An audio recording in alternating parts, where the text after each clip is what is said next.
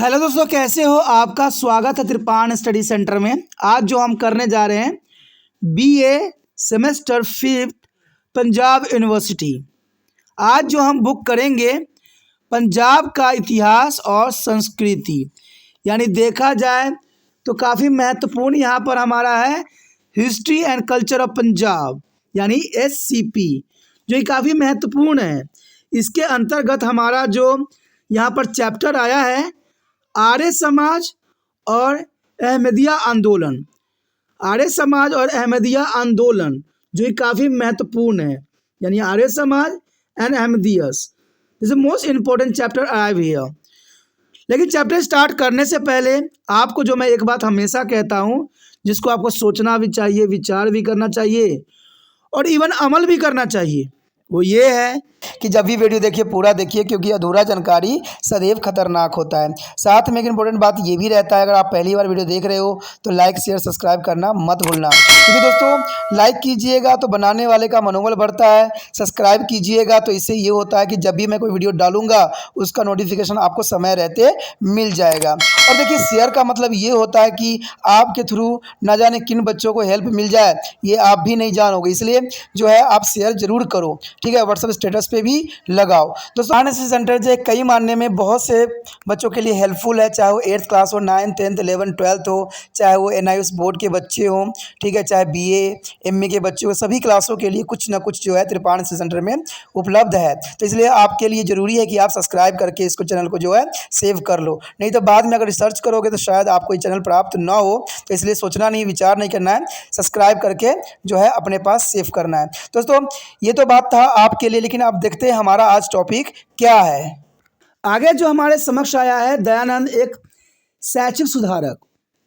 कहते हैं दयानंद जी ने शिक्षा के ऊपर भी बहुत काफ़ी महत्वपूर्ण योगदान दिया, क्योंकि दयानंद जी का मानना था कि शिक्षा ही वो माध्यम है जो इंसानों को जो है अंधविश्वासों से दूर कर सकता है। लेकिन देखा जाए तो आज हम 21वीं शताब्दी में हैं, लेकिन यहाँ पर शिक्षा का स्तर दिन प्रतिदिन जो है गिरता चला जा रहा है। और शायद दयानंद सरस्वती जो है इन चीज़ों को देख के दुखी ही होंगे। कहते आप केवल समाज और धार्मिक सुधार ही नहीं थे, बल्कि उच्च कोटि के शैक्षिक सुधारक भी थे।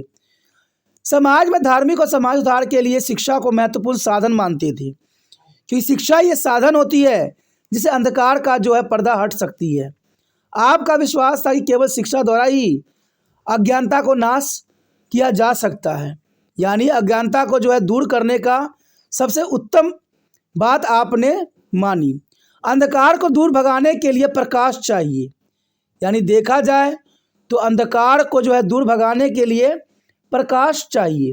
और आपको स्वच्छकृति सत्यार्थ प्रकाश शिक्षा के प्रति विचारों एवं मानवता संबंधी विषयों पर बहुत ही सुंदर पिटारा है, जिसमें आपकी विद्वता की झलक दिखाई हमें देती है। वीर सावरकर द्वारा आपकी इस रचना को विश्व धर्मों के शब्दकोश थी, द इनसाइक्लोपीडियम्स ऑफ वर्ल्ड रिलीजियंस कहा, यानी देखा जाए तो ये काफ़ी महत्वपूर्ण थे शब्दकोश। आगे देखें वैदिक विद्या का प्रचार। आपने वैदिक विद्या के जन्म जन जन तक पहुंचाने का कार्य अपने हाथों में लिया, ताकि लोगों में अपनी प्राचीन संस्कृति के प्रति जागृति पैदा हो सके। आपको सामाजिक धार्मिक योजनाओं में वेदों की ओर चलो, यानी back to be a Vedas का नारा उचित ही ठहराया। और यह आर्य समाज की आधारशिला का तीसरा मुख्य सिद्धांत है, जिसमें कहा गया वेदों को पढ़ाना सुनना सुनाना सभी आर्यों का परम कर्तव्य है, यानी वेदों का प्रचार आपका उत्तम कोटि की थी। उसके पश्चात आता है सच्ची शिक्षा संबंधी सिद्धांत। ये काफ़ी महत्वपूर्ण रहेगा कि दयानंद सरस्वती जी ने सच्ची शिक्षा संबंधी सिद्धांत को जो है माना। कहते औपचारिक दृष्टि से दयानंद कभी भी जो है शिक्षा शास्त्री नहीं रहे, यानी देखा जाए तो औपचारिक दृष्टि से दयानंद कभी भी शिक्षा शास्त्री नहीं थे, लेकिन उनकी दृष्टि में शिक्षा को उच्च स्थान प्राप्त था और शिक्षा को आप प्राथमिकता दिए करते थे, क्योंकि आपका विचार था कि शिक्षा ही मनुष्य में अज्ञानता को दूर कर सकता है। और आप शिक्षा दर्शन केवल उस शिक्षा को सच्ची शिक्षा मानते थे जो मनुष्य को मुक्ति दिलाने में सहायक हो सकता है। और देखा जाए तो आपका विचार उत्तम कोटि की थी, लेकिन आपको आज जान के बहुत ही दुख होगा कि आज के समय में शिक्षा को जो है बिल्कुल ही सतर गिरा दिया गया है। और ये कुछ नेताओं को अपनी चापलूसी सिद्ध करने के लिए कर रहे हैं। आज देखा जाए तो शिक्षा का स्तर बहुत ही गिर चुका है। आज सिर्फ बच्चे जो हैं पास होने के लिए पढ़ते हैं, ज्ञान हासिल करने के लिए कोई नहीं पढ़ता। और किसी को इस बात की जिज्ञासा नहीं है कि ये शिक्षा उनको एक अलग ही जो है रास्ता खोलेगा। सिर्फ सबको जो है आज शिक्षा सिर्फ चाहिए अपनी पोस्ट ग्रहण करने के लिए, पद ग्रहण करने के लिए। जब एक बार वो पद ग्रहण कर लेते हैं तो जिस गरीबी और जिस लाचारी से गुजर रखे होते हैं उसको त्याग के जो है अमीरी की जो आँख पे पर्दा चढ़ा लेते हैं। तो ये आज की समस्या है।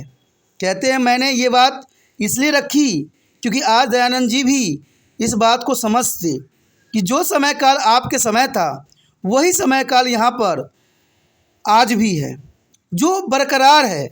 कहते हैं पहले के समय में अंग्रेज अपनी नीतियों के प्रमाण चढ़ाते थे और आज यहाँ पर देखिए, यहाँ पर बड़े नेता लोग, बड़े उद्योगपति अपने प्रमाण चढ़ा रहे हैं। आपने चरित्र निर्माण पर अधिक बल दिया क्योंकि कहते हैं शिक्षा ही किसी व्यक्ति के चरित्र निर्माण पर जो है उत्तम बना सकता है। शिक्षा में अनुशासन के महत्व पर जोर दिया गया और आपको विश्वास था कि शैक्षिक इमारत को धन्य बनाने के लिए धर्म और नैतिकता अच्छी और सच्ची शिक्षा के दो आधारभूत स्तंभ होंगे। यानी देखा जाए तो धर्म और नैतिकता और सच्ची शिक्षा के दो आधारभूत स्तंभ हो सकते हैं। धर्म हमें अच्छी बातें दिखाता है और शिक्षा जो है गलत जो है चीज़ों को भगाता है और सच्ची मार्गदर्शन कराता है। आपकी शिक्षा योजना में तपस्या पर भी बल दिया गया। तपस्या यानी सदाचारी, न कि भोगवादिता। आज के समाज देखिए भोगवादिता है, सदाचारिता नहीं है। आपको ये जान के बहुत दुख होगा कि आज जो किताब आपके द्वारा लिखी गई पढ़ पढ़ के लोग अच्छे कर्म नहीं करते हैं। आज सिर्फ उसको जो है अपने जीवन में सार्थकता सिद्ध नहीं करते हैं, वो अपना सिर्फ जेब भरते हैं। और इनके उपदेश महानता वाली होती है लेकिन कर्म इनका जो है बिल्कुल ही गिरा हुआ होता है। तो आज के जो समय है वो भोगवादिता है, न कि सदाचारिता है। उन्होंने आनंद भोगा या दिखावे, कहते निजी स्वार्थों की पूर्ति और शोषण का विरोध किया। देखा जाए तो यहाँ पर जो है दयानंद सरस्वती जी ने आनंद भोग या दिखावे और निजी स्वार्थों की पूर्ति में शोषण का विरोध किया। और आज त्रिपाण सेंटर भी इस बात को जो है विरोध करता है कि किसी का शोषण नहीं होना चाहिए। और यहाँ पर देखें हम दयानंद सरस्वती जी ने भी सेवा, कर्तव्य, सादगी पर काफ़ी जोर दिया। और यह सभी सिद्धांत हमारी प्राचीन संस्कृति के सिद्धांत हैं जो हमारी अमूल्य निधि हैं। लेकिन देखा जाए तो आज हमारे भारतवर्ष में बड़े बड़े जो है लोग सब हमारी संस्कृति को भूल चुके हैं और अपनी ही दुनिया में जो है ये खो चुके हैं। हमारी संस्कृति को इन्होंने इस प्रकार तहस नहस किया है, लगता नहीं है कि हमारा देश अब कुछ समय बाद हमारी संस्कृति जीवित रह सकेगी। और ये सब होता है आधुनिकता की आड़ में, जो सत्य नहीं है। उसके पश्चात आता है अंग्रेजी शिक्षा का विरोधी। स्वामी जी यह भली भांति जानते थे कि सन 1835 में लॉर्ड माइक्रो द्वारा चलाई गई शिक्षा पद्धति भारतीय संस्कृति और धर्म की किसी प्रकार भी सुरक्षित नहीं कर सकती। और ये सत्य सिद्ध हुई क्योंकि कहते हैं विदेशी शक्तियों ने जो देखा जाए अंग्रेजी शिक्षा ने हमारी संस्कृति को नष्ट कर दिया। स्वयं मैकॉले ने भी शिक्षा की घोषणा पत्र में स्पष्ट शब्दों में लिखा था कि अंग्रेजी शिक्षा मुख्य लोगों की श्रेणी तैयार करेगी जिनका रंग खून भारतीय होगा परंतु विचार और नैतिक में अंग्रेजी संस्कृति भरे होंगे। और ये सत्य सिद्ध भी हुआ। और देखा जाए तो आज भी ये बरकरार है। यहाँ पर जो बात कही गई वो परम सत्य थी कि अंग्रेजी शिक्षा मुख्य लोगों की श्रेणी तैयार करी जिनका रंग खून भारतीय होगा परंतु विचार और नैतिकता में अंग्रेजी संस्कृति के भरे होंगे। आज भी देखने को मिलता है। आज सरकार बेशकली 8वीं कक्षा तक बच्चों को पास करने का प्रावधान कर रखी है, कहते हैं मुफ्त शिक्षा दी जा रही है, लेकिन ये सरकार की नीति है कि वो ऐसे जो है देशवासियों को बनाना चाहते हैं कि ये मुफ्त शिक्षा तो उठा रहे हैं लेकिन ये उन्हीं के रंग में रंगे हुए हैं। ना तो इनकी समझ होती है, न ये समझ सकते हैं, न ये सोच सकते हैं। जैसा वो चाहेंगे इनको बना सकते हैं। ये बहुत बड़ी विडंबना है दोस्तों कि आज हम भी और हमारे देश के राजनीतिक नेता सब भी उसी प्रकार का शिक्षा का सत्र बना रहे हैं जो यहाँ पर अंग्रेजों ने साफ शब्दों में कहा है कि अंग्रेजी शिक्षा मुख्य लोगों की श्रेणी तैयार कर। देखिए, अंग्रेजी शिक्षा लोगों को मिलेगी ज़रूर, लेकिन वो उनको विचारों को नहीं बनाएगी, न उनको सोचने विचारने की शक्ति देगी। ये सारे के सारे जो है अंग्रेजों के अधीन कार्य करेंगे। और ऐसा ही है, आज के समय में भी शिक्षा तो दी जा रही है, मुफ्त शिक्षा दी जा रही है, एक कक्षा तक दी जा रही है और उनको भोजन भी प्राप्त करवाया जाता है। लेकिन देखा जाए तो ऐसी शिक्षा किस काम की जिसमें किसी बच्चों को पढ़ना, लिखना, समझना ना आए। मैं आपको यकीन दिलाता हूँ, आप किसी भी स्कूल में चले जाइए, आपको 30% से आपको 80% तक बच्चे जो होंगे इसी कैटेगरी के आएंगे जिनको ना तो पढ़ना आता है, ना ही लिखना आता है, ना ही समझना आता है। और ये मैं जानता हूँ और ये भी आप भली भांति समझते हो। कहते हैं पढ़ाई लिखाई का मतलब ऐसा होना चाहिए जिसे कोई व्यक्ति समझ सके, सोच सके और जान सके। अगर ये बात सत्य नहीं है तो कैसे नहीं है? आज आपको मंत्री लोग तरह तरह के लालच देते हैं, फ्री के लालच देते हैं और आप उसी लालच में ऐसे बंध जाते हो जैसे कि सब तो मंत्री जी अपने मेहनत से कमा के आपको दे रहे हैं। तो समझ गए ना कि आपका शिक्षा सत्र किस प्रकार की है, कैसे सोच विचार है। और आज देखिए, हर क्षेत्र में देखा जाए जो फ्री कर रहे हैं उन्हीं पे आप मोहित हो चुके हो। जैसे अंग्रेज़ के ऊपर आप पुरानी संस्कृति के कारण मोहित थे, यानी अंग्रेजी कल्चर पे जैसे भारत के लोग मोहित हो गए थे, आज लालच के रूप में आप मोहित हो। तो कैसे मैं कहूँ कि हमारा शिक्षा उच्चम कोटि की है? और ये बात स्वामी दयानंद सरस्वती भी जानते थे। अंग्रेजी शिक्षा प्रणाली का उद्देश्य भारतीयों को एक काली इंग्लिश भेड़ बनाना था और भारत में अंग्रेजी राज्य के मजबूत करने के लिए एजेंटे तथा जो है नौकर तैयार करना था। और आज भी तो यही सिस्टम है। आज अनपढ़ ये लोग बना रहे हैं हमारे भारतीय बच्चों को। कहते शिक्षा का सत्र कुछ ही बच्चों में है और वो भी देखा जाए तो विदेश की तरफ ही अपनी नज़र करते हैं। जो पढ़ लिख लेते हैं उनका हमेशा जो है लक्ष्य रहता है विदेशों की ओर, और जितने बाकी रहते हैं कमाने वाले मेहनती वो बेचारे भारत में ही रह जाते हैं। तभी तो आज देखिए हमारे देश में मल्टीनेशनल कंपनियों को भारत में आमंत्रण किया जाता है। ये नहीं कि हम अपने देश में हम नौजवानों को साथ दें, उनसे हम बड़े बड़े कंपनियां खुलवाएं और भारत सरकार खुद खोले। हम विदेशी कंपनियों को निमंत्रण भेज रहे हैं कि आइए हमारे देश में व्यापार फिर से कीजिए। और जैसे अंग्रेज यहाँ व्यापार करने के लिए आए थे और फिर से हमें जो है 250 साल की जो है गुलामी दीजिए। मैं तो यही बात हैरान रहता हूँ कि आज पढ़े लिखे राजनीतिक नेता क्या उसी विचारधारा का अनुसरण कर रहे हैं जो पहले के समय में राजा महाराजा किया करते थे। बहुत ही दुख की बात है। उसके पश्चात हमारे समक्ष आता है गुरुकुल शिक्षा प्रणाली। कहते स्वामी दयानंद जी ने आवासीय शिक्षा प्रणाली की सिफारिश की और इसके अनुसार शिक्षा और शिक्षार्थी को मध्य सचेतन संबंध स्थापित होते हैं। इसलिए स्वामी जी ने लोगों के समक्ष प्राचीन गुरुकुल शिक्षा प्रणाली के उदाहरण सामने रखा जो ब्रह्मचर्य पर आधारित थी।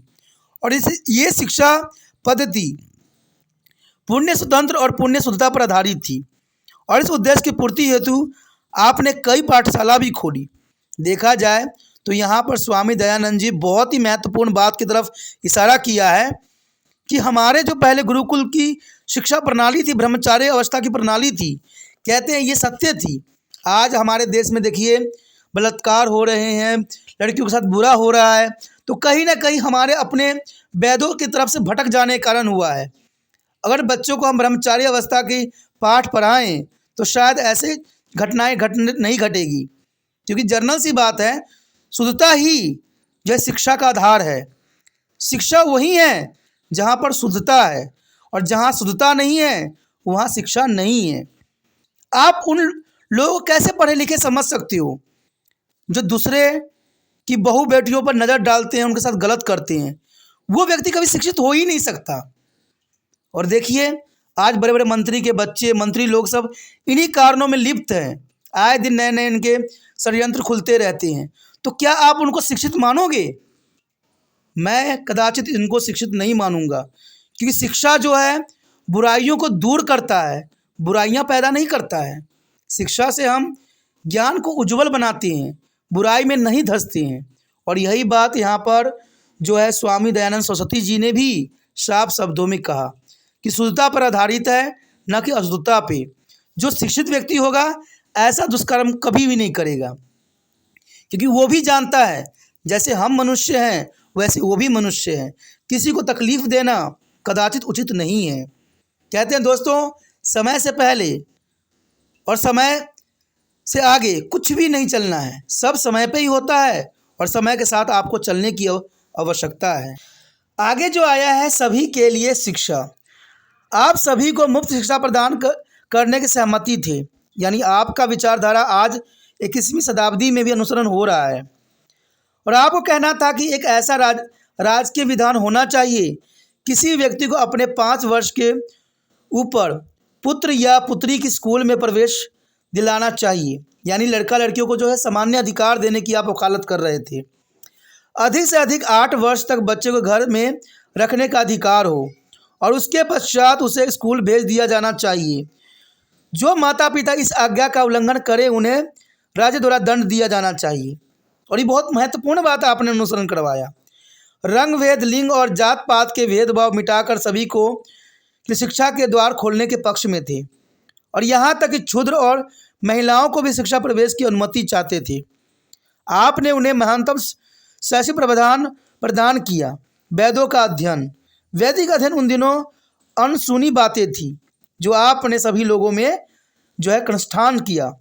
तो देखा जाए स्वामी यहाँ पर दयानंद जी ने काफ़ी महत्वपूर्ण बात का अनुसरण किया। स्वामी दयानंद बताया कि सभी को शिक्षा का प्रावधान होना चाहिए और जो माता पिता बच्चों को शिक्षा देने के लिए मना करते हैं उन पर जो है कानूनी कार्रवाई करना चाहिए। ये अच्छी बात है, लेकिन अगर जहाँ पर शिक्षा ग्रहण की जाती है, जहाँ शिक्षा दी जाती है, अगर वहीं की ही अगर कमजोरी हुई तो हम किसको गलती ठहराएंगे?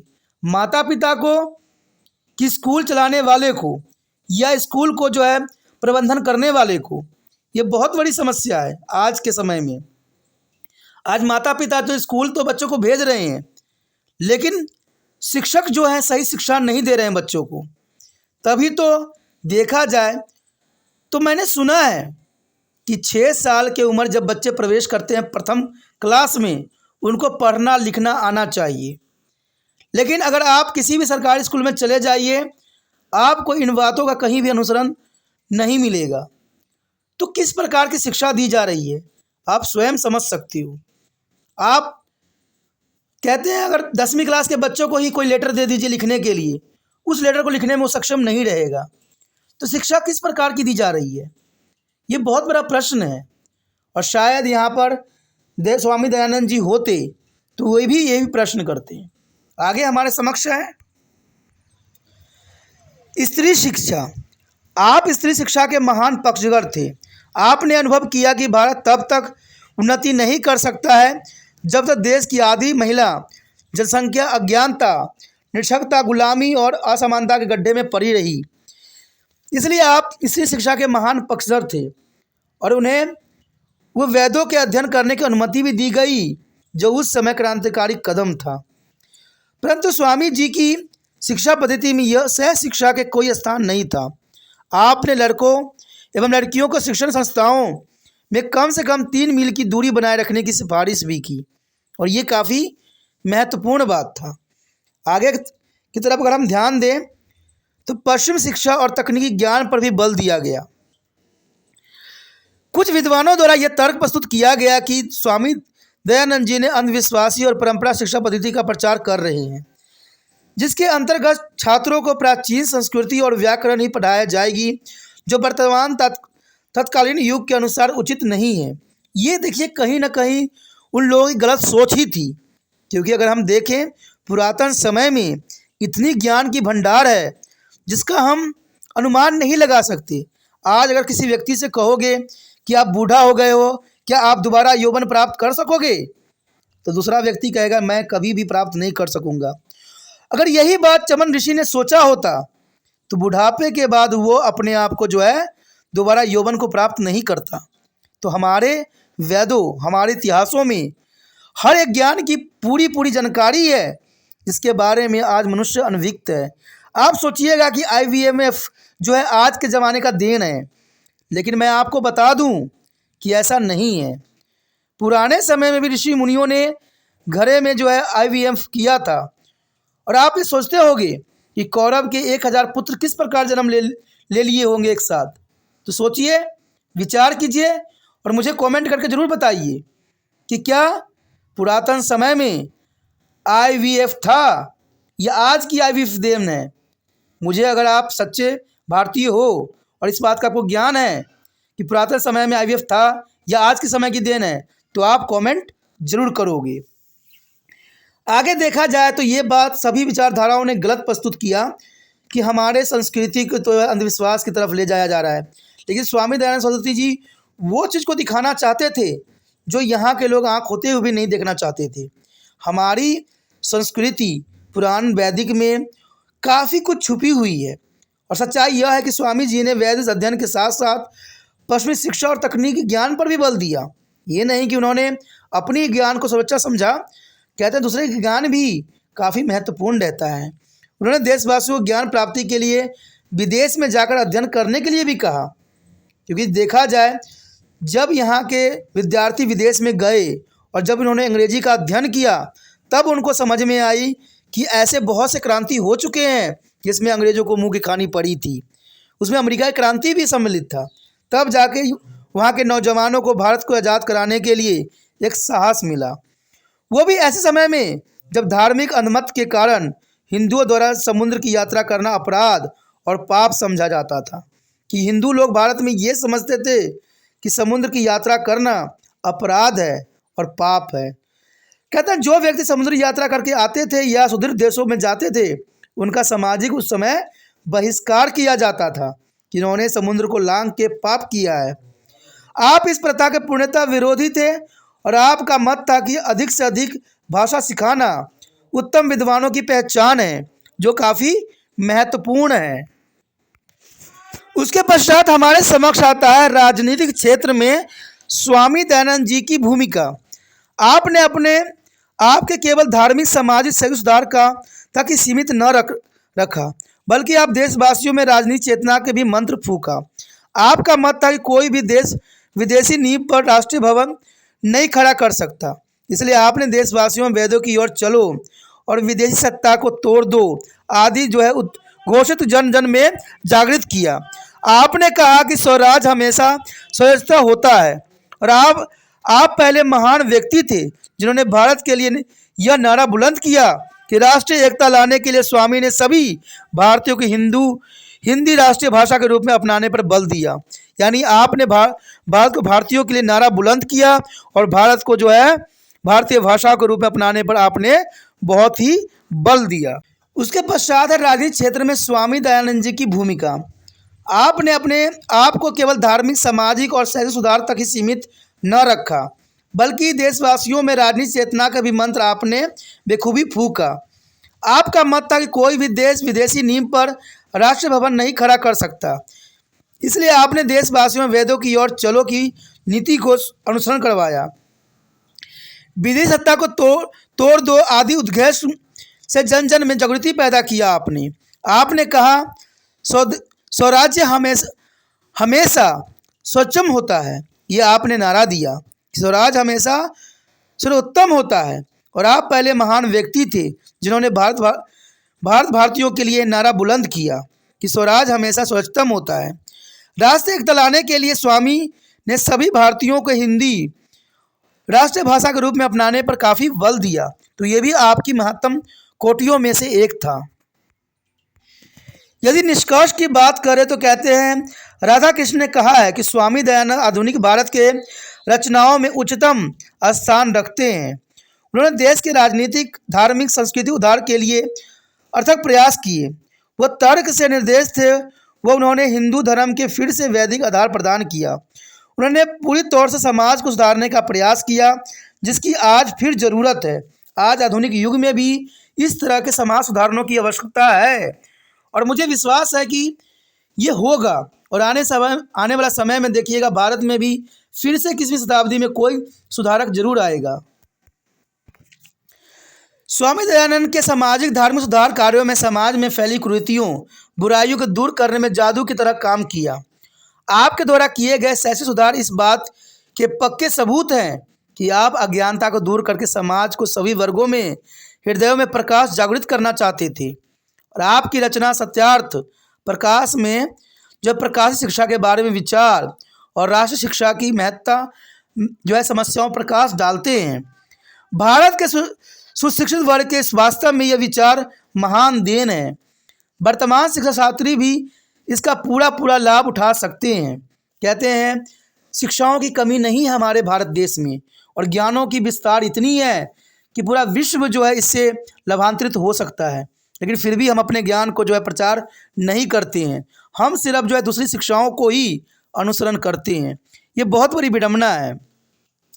शिक्षा के प्रचार में स्वामी जी द्वारा किए गए प्रयासों के परिणाम स्वरूप तथा उनके उपदेश बेशक कम थे, परंतु इतना अवश्य कहा जा सकता है कि आपके वैदिक प्रचार के फलस्वरूप पश्चिमी सभ्यताओं के बढ़ते हुए प्रभाव पर जो है करारी चोट पड़ी और ईसाई मशीनरी के कार्यकलापों पर बहुत बड़ा धक्का भी लगा। क्योंकि जिस समय ईसाई मशीनरी जो थी प्रचार कर रही थी और भारतीय संस्कृति को नष्ट कर रही थी, उस समय आपकी उच्चतम ज्ञान ने जो है भारतीय जनमानस में एक नई ज्ञान की सूत्रपात कर दिया। आर्य समाज और डीएवी कॉलेज प्रबंधन जो है सोसाइटी द्वारा सैकड़ों संख्या में स्कूल और कॉलेज पूरे देश में खोले गए हैं। आप डीएवी कॉलेज के नाम तो सुने ही होंगे।